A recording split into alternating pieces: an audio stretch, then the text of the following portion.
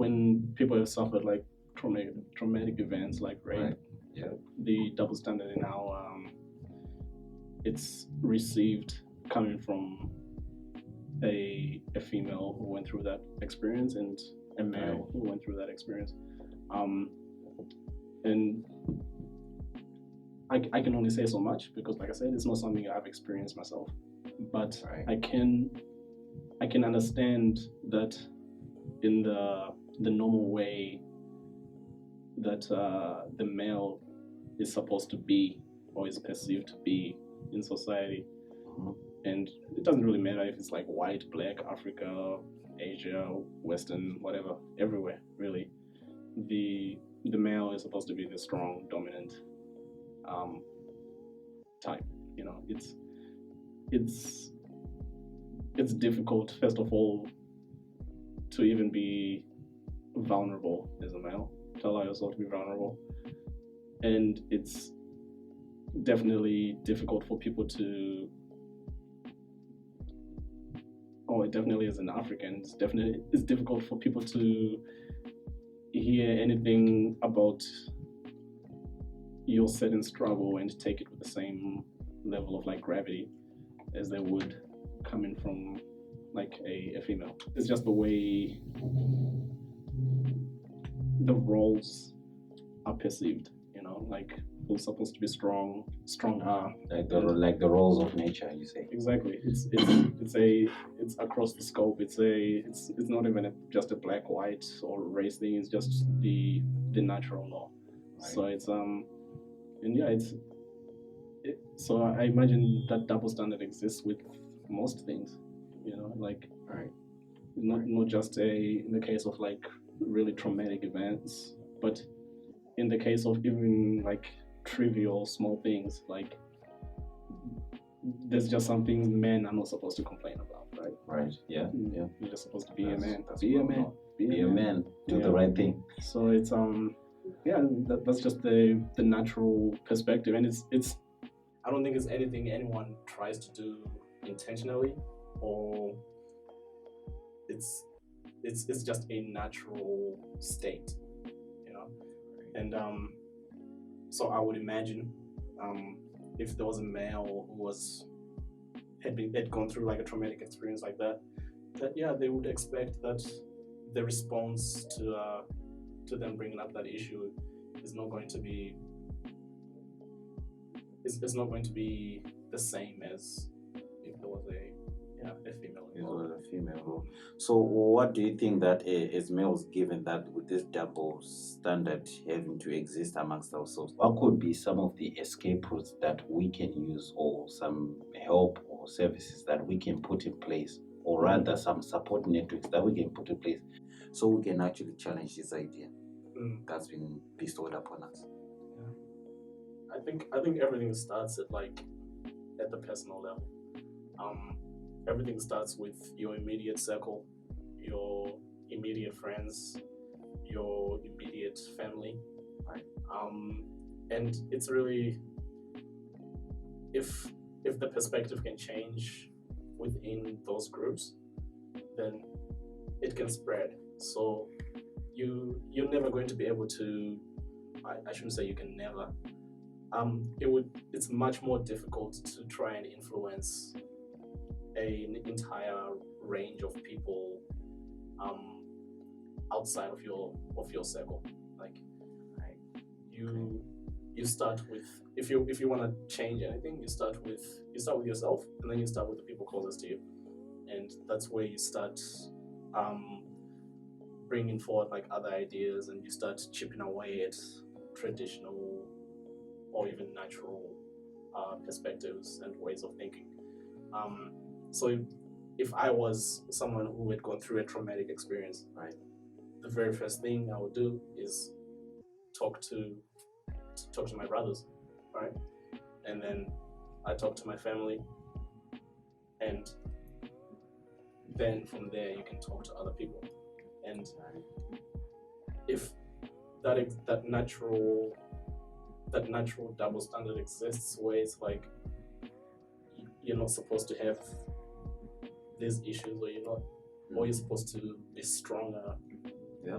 in dealing with these issues, and you feel like I can't be that strong right now because I'm vulnerable right now and I've gone through this thing right now. Mm-hmm.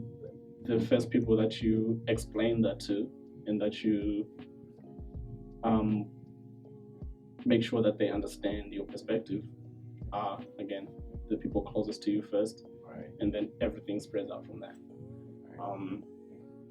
Yeah, but it's like I said, it's just a natural state. It's a law of nature. You know, males are supposed to be a certain way. And, Right. yeah. When something happens, everyone always feels like they're alone and it's just happening to me. But there's always many other people who've gone through the same issues and the same traumas. It's having the courage to talk to someone. You know, Right. and with that being said, there might be people out there who feel like they don't have anyone that they can talk to, and that's a difficult situation. Those are the people who struggle the most. You know, I'm lucky Right. that I've got people in my life that there's nothing that's off topic. Everything's on the table, and I feel like for anyone who's struggling through anything, it's the number one thing is having the courage to go and open up to somebody, and for that person that you do open up to, it's for them to keep an open mind and not necessarily even try to come up with a solution or Right. to come up with anything to fix the situation, but just to be there to help someone unload whatever it is that they're holding on to, and that will make a massive difference in someone's life. And it just goes back to judgment. The thing about Africans that has always been a constant is judgment. Yeah. And perspective, and people just love to judge and talk about people, and all just for the sake of, I don't know, for entertainment, something like that. I don't know, but we really have to come from a place where we have to be more accepting of people and That's right. accepting of what they're going through, and then you just make yourself available to Yeah, I guess to lighten the load. touching on that point also, because like I previously said, the stigma of this is not something to happen in a black child, or it's not something to happen with a black person, or rather to anyone in particular. The fact that we were not brought up to learn to notice some things and actually approach it in a sensitive way so you don't escalate or put someone to feel inferior to some of the circumstances that they're going through. It also serves as a big task to empower and to put all these things through. So I guess I agree when you say that you're opening to someone and probably being careful to someone who you open up to, and knowing that that person also has got something that can also push this case over, you know, in terms of trust, in terms of, you know, being authentic and keeping the confidentiality to really deal with these issues, so that you can find a better solution or work on a journey or a plan to get to a better place as compared to what's really surrounding all these things that are affecting you. And some of these things can really drive to, like, when people talk about someone, that can obviously push someone to have a mental state of thinking of suicidal thoughts, or having or having that inferior case of just them being secluded or social exclusion and all that stuff. What do you think we can place in between to sort of avoid such things from happening? Yeah, I think we just need to stop putting so much emphasis on entertainment. You know, on like Right. all conversations tend to be about entertainment. You know, and Right. people love drama. It's natural. It's Alright. inevitable. That's it. But it's there's times where you can enjoy drama and enjoy entertainment, and then there's certain things that are not for drama or for entertainment, and it's just people need to have a better awareness of the difference between the two.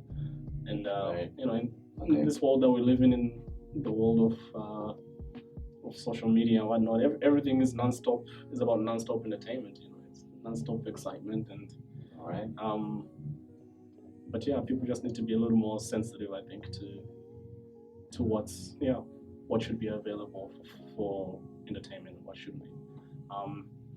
And yeah, it's again just going back to like acceptance. You know, everyone's different. Everyone has a past. Everyone has Yeah. experiences. And if someone comes to you, the first reaction shouldn't be to make any judgment. It should be to accept that person as they are and try to understand why it is they are that way, and then from there, you know, it's you can actually talk about things and move forward. But yeah, we tend to rush to judgment as Africans, and something that's happened since forever. You know, even our parents. Right. Right. I can't imagine anyone who's more judgmental than an African parent. So yeah, and naturally that gets passed down, and that's just something